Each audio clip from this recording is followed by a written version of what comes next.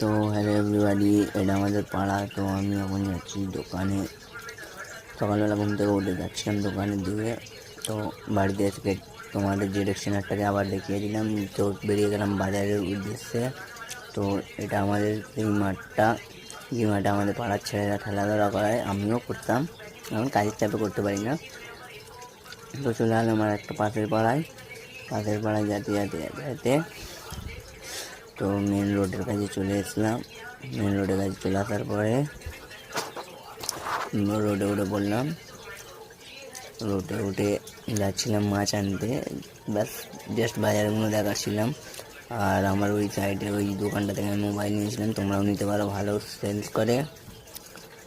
তো মাছের দোকানে সেখানটা আবার মাছটা নিয়ে বাড়ি চলে এলাম। তো খাবার দিতে গেছিলাম, তো তোমাদের তো ওই ক্লিপটা দেখাতে পারিনি, এখানটা দেখিয়ে দিলাম। বাড়ি আসছি যখন, তো বাড়ি এসে আমার টিফিনটাকে ডিরেকশনারটাকে আবার ধুচ্ছিলাম।